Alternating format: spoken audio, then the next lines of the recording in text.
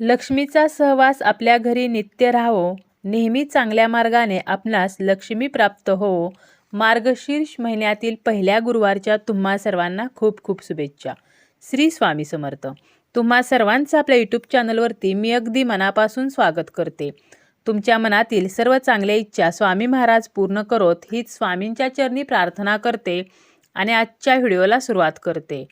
उद्या आहे मार्गशीर्ष महिन्यातील पहिला गुरुवार आणि या पहिल्या गुरुवारी आपल्याला एक सुपारी एका ठिकाणी ठेवायची आहे. यामुळे आपल्याला माता लक्ष्मीची कृपा प्राप्त होणार आहे आणि आपल्याला वर्षभर धनधान्य, वैभव, संपत्ती यामध्ये काहीही कमी पडणार नाही. तर हा उपाय आपल्याला उद्या पहिल्या गुरुवारी करायचा आहे. व्हिडिओला सुरुवात करण्याअगोदर तुम्ही जर चॅनलवरती नवीन असाल तर चॅनलला सबस्क्राईब करा. जर तुम्हाला व्हिडिओ माहितीपूर्ण वाटला तर व्हिडिओला लाईक करा. आपल्या आयुष्यामध्ये बरेचसे प्रॉब्लेम असतात, संकटे असतात, दुःखे असतात आणि त्यापैकीच एक सर्वात महत्त्वाचा आणि अतिशय महत्त्वपूर्ण मानला जाणारा प्रॉब्लेम म्हणजे आर्थिक समस्या. आणि आपल्याला आर्थिक समस्या कमी होण्यासाठी हा जो उपाय आहे तर तो अतिशय प्रभावी असा उपाय आहे. हा उपाय तुम्ही पहिल्या गुरुवारी करा, दुसऱ्या करा, तिसऱ्या करा, चौथ्या करा, पाचव्या करा, परंतु कोणत्याही गुरुवारी आपल्याला हा उपाय करायचा आहे. यावर्षी मार्गशीर्ष महिन्यामध्ये 5 गुरुवार हे आलेले आहेत, कारण मार्गशीर्ष महिना हा बुधवारी चालू झाल्यामुळे लगेचच गुरुवार येत आहे आणि त्यामुळे आपल्याला या महिन्यामध्ये 5 गुरुवार हे पाहायला मिळणार आहेत. आणि या 5ही गुरुवारी आपल्याला माता लक्ष्मीची पूजा करायची आहे. तुम्ही व्रत करत असाल, पूजा मांडत असाल, उपवास करत असाल तरीही तुम्ही हा उपाय करू शकता. आणि जरी काही कारणाने तुम्ही गुरुवारची पूजा मांडत नसाल, व्रत करत नसाल किंवा उपवास करणे हे तुम्हाला तब्येतीच्या काही कारणांमुळे जर शक्य होत नसेल तरीसुद्धा तुम्ही हा जो उपाय आहे तर तो नक्कीच करू शकता. हा उपाय कोणीही, स्त्री पुरुष कोणीही हा उपाय करू शकतात. आपण खूप मेहनत घेत असतो आपल्या आयुष्यामध्ये. आपल्याला जे हवं ते मिळवण्यासाठी, आपले जी स्वप्न आहेत तर ती स्वप्न पूर्ण करण्यासाठी आपण रात्रंदिवस मेहनत करत असतो, कष्ट करत असतो. परंतु कधीकधी आपल्याला आपल्या कष्टांना हवे तसे फळ मिळत नाही. आपल्या कष्टाला नशिबाची साथ मिळत नाही आणि आपल्या मेहनतीला, कष्टाला नशिबाची साथ असावी यासाठीच आपल्याला हा उपाय करायचा आहे. घरामध्ये सतत कलह होणे, वादविवाद होणे, कुटुंबातील सदस्यांमध्ये मतभेद असतील, तसेच आर्थिक समस्या असतील, म्हणजे घरामध्ये पैसा येत नाही, पैसा येण्याचे मार्ग नाहीत, किंवा घरातील फक्त एकच व्यक्ती कमवते आहे आणि घरातला खर्च वाढत आहे, आलेला पैसा घरामध्ये टिकत नाही, माता लक्ष्मी घरामध्ये स्थिर नाही, किंवा नोकरी जरी असेल तरी मनासारखी नोकरी नाही, किंवा नोकरीमधून येणारं जे उत्पन्न आहे तर ते कमी आहे, त्यामध्ये घर खर्च भागत नाही, नोकरीमध्ये प्रमोशन होत नाही, व्यवसायाला सुरुवात केलेली आहे परंतु व्यवसायामध्ये सुद्धा हवी तशी वाढ होत नाही, फायदा होत नाही. तर आपल्या मनामध्ये बऱ्याच दिवसापासून काही इच्छा आहेत की ज्या पूर्णच होत नाहीत. तुम्हाला पितृदोष असेल, वास्तुदोष असेल, नजरदोष असेल, किंवा तुमच्या मुलांच्या प्रगतीमध्ये काही जर बाधा येत असतील, मुलामुलींच्या विवाहामध्ये काही अडचणी येत असतील, तर अशा अनेक समस्या ज्या आहेत तर या समस्यांसाठी आपण प्रत्येक वेळेला काही ना काही उपाय हे करत असतो. कुंडलीमध्ये जर काही दोष असतील, राहू केतूचे काही अशुभ प्रभाव असतील, शनी दोष असतील, तर यासाठी सुद्धा आपण उपाय हे करत असतो. त्याप्रमाणेच आपल्याला हा जो उपाय आहे तर तो धनप्राप्तीसाठी, अखंड माता लक्ष्मीची कृपा आपल्याला प्राप्त व्हावी तर यासाठी करायचा आहे.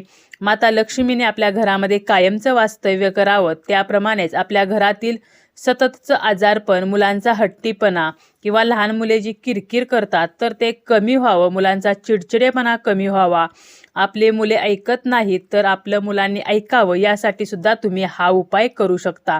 घरातील व्यक्ती व्यसनांच्या आहारी गेलेले आहेत, वाईट नाद लागलेले असतील तरीसुद्धा हा जो उपाय आहे तर तो अत्यंत प्रभावशाली असा उपाय आहे. आणि हा उपाय तुम्हाला कोणत्याही गुरुवारी करता येतो. मार्गशीर्षमध्ये जे गुरुवार आहेत तर त्यातील कोणत्याही गुरुवारी हा उपाय करा. तुम्ही मार्गशीर्ष महिना सोडून इतर महिन्यातही कोणत्याही गुरुवारी हा उपाय करू शकता. परंतु आपल्याला माहीत आहे की मार्गशीर्ष महिना हा देवी लक्ष्मीला समर्पित आहे. ज्याप्रमाणे आपण श्रावणामध्ये भगवान शिवांची मनोभावे पूजा करत असतो, त्याप्रमाणेच मार्गशीर्ष महिना हा सुद्धा श्रावणा इतकाच पवित्र आहे. आणि हा महिना हा माता लक्ष्मीला समर्पित आहे. त्यामुळे तुम्हाला मार्गशीर्ष महिन्यामध्ये हा जो उपाय आहे तर तो करायचा आहे. धार्मिक विधीमध्ये सुपारीला अत्यंत महत्त्व आहे. आपण सुपारीला गणपती म्हणून मान देतो. जर आपल्याकडे गणपतीची मूर्ती नसेल, फोटो नसेल, तर आपण गणपती म्हणून सुपारीची स्थापना ही धार्मिक पूजा विधीमध्ये करत असतो. तर आता हा जो उपाय आहे तर यासाठी सुद्धा आपल्याला लागणार आहे एक सुपारी. ही सुपारी आपल्याला नवीनच घ्यायची आहे.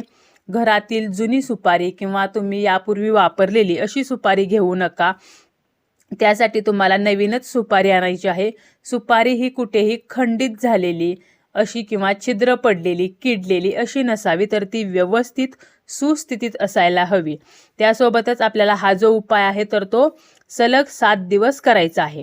काय करायचं आहे तुम्हाला, तुमची पूजा वगैरे आटोपल्यानंतर, तसेच तुम्ही गुरुवारची पूजा मांडत असाल तर ती पूजा वगैरे मांडल्यानंतर तुम्हाला आसन घेऊन तुमच्या देवघरासमोर बसायचं आहे.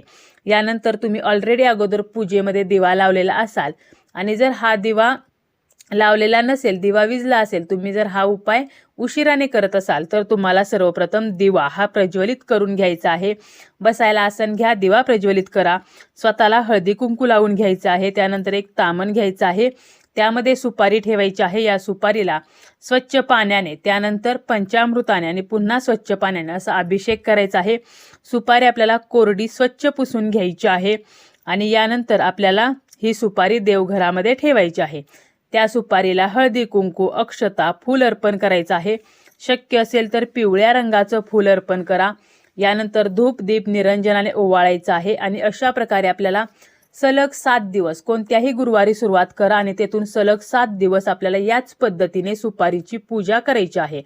आणि 7 दिवस झाल्यानंतर 8व्या दिवशी काय करायचं आहे तर एक लाल कापड घ्यायचं आहे आणि या कपड्यामध्ये, म्हणजे 8व्या दिवशी जेव्हा तुम्ही देवपूजा कराल तर त्या देवपूजेला बसण्यापूर्वी तुम्हाला या लाल कपड्यामध्ये ही सुपारी बांधायची आहे.